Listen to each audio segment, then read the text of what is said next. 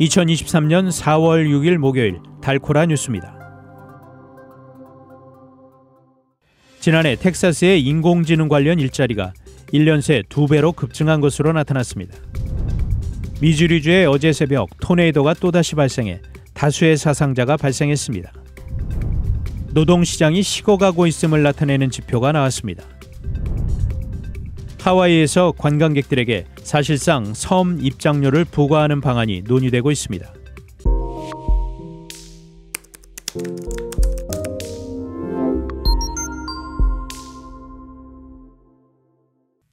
지난해 텍사스의 인공지능 AI 관련 일자리가 1년 새 2배로 급증한 것으로 나타났습니다.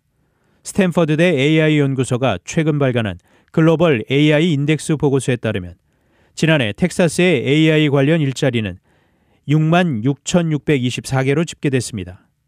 전년도인 2021년에 텍사스의 AI 관련 일자리는 34,421개였는데 1년 만에 2배로 늘어났습니다. 다만 주별로 보면 AI 관련 일자리는 캘리포니아가 142,154개로 가장 많았습니다.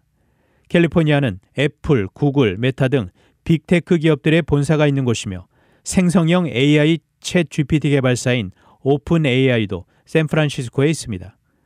전국적으로 게시된 AI 관련 잡 포스팅 수는 79만 5,624개로 지난해 공시된 전체 일자리 가운데 AI 관련 비중은 평균 1.5%에 달했습니다. 이는 2021년 40만 4,076개보다 크게 증가한 것입니다. 지난해 AI에 대한 민간 투자액은 470억 3,600만 달러에 달했습니다. 미주리주의 어제 새벽 토네이도가 또다시 발생해 다수의 사상자가 발생했습니다. 미주리주 경찰은 이날 오전 볼린저 카운티를 덮친 토네이도로 최소 5명이 사망하고 5명이 다쳤다고 밝혔습니다. 또 마을 전역에 걸쳐 12채의 건물이 부서진 것을 포함해 총 87채의 건물이 손상됐다고 전했습니다. 사망자들 일부는 고속도로 주변 트레일러에 살던 일가족이었던 것으로 전해졌습니다. 국립기상청 NWS에 따르면 이날 오전 3시 30분경 이 지역에 토네이도가 상륙했습니다.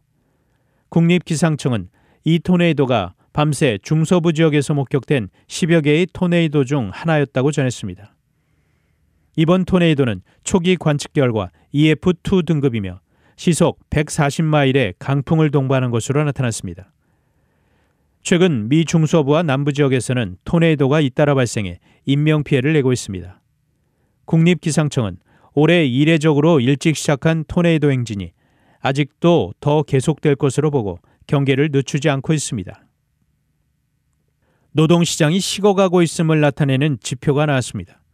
고용정보업체 오토매틱 데이터 프로세싱 ADP는 어제 3월 민간 부문 고용이 14만 5천 명 증가했다고 밝혔습니다.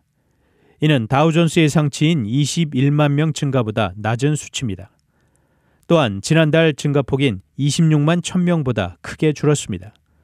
서비스와 상품 생산 부문에서 각각 7만 5천 개, 7만 개의 일자리가 늘었고 레저 접객업 부문에서 9만 8천 개, 무역, 운송, 유틸리티 부문에서 5만 6천 개, 건설업 부문에서 5만 3천 개 일자리가 늘어났습니다.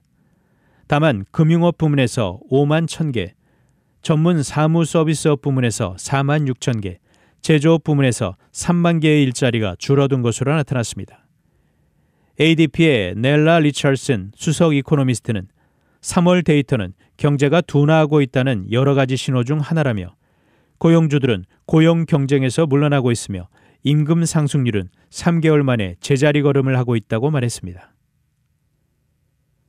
하와이에서 관광객들에게 사실상 섬 입장료를 부과하는 방안이 논의되고 있습니다. AP통신은 어제 하와이주 하원이 관광객에게 관광 허가를 판매하는 내용의 법안을 도입하는 방안을 추진하고 있다고 보도했습니다. 관광객으로 인해 하와이의 자연이 훼손되고 있으니 그 복원 비용을 물리겠다는 취지입니다.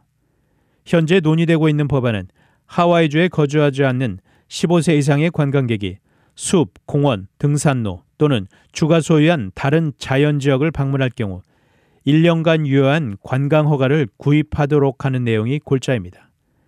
앞서 주 상원에서는 관광 허가 수수료를 $50로 책정한 법안을 가결했으며 주 하원은 오늘 표결을 진행할 계획입니다. AP통신은 어느 쪽이든 시행되면 이는 50개 주 가운데 첫 사례가 된다고 전했습니다. 단신 뉴스입니다. DFW 국제공항이 세계에서 두 번째로 분주한 공항으로 꼽혔습니다. 국민의힘 김기현 대표는 6일 내년 총선에 적용할 선거제도 개편 방안을 논의하는 국회 전원위원회에서 의원 정수 축소를 논의할 것을 공식 제안했습니다. 조국 전 법무부 장관 딸 조민 씨의 부산대 의학전문대학원 입학 취소 처분은 정당하다는 법원의 판결이 나왔습니다. 중국 정부가 전기차와 풍력발전용 모터 등에 필요한 히토류 자석의 공급망을 통제하기 위해 제조기술 수출 금지를 추진하고 있다는 보도가 나왔습니다.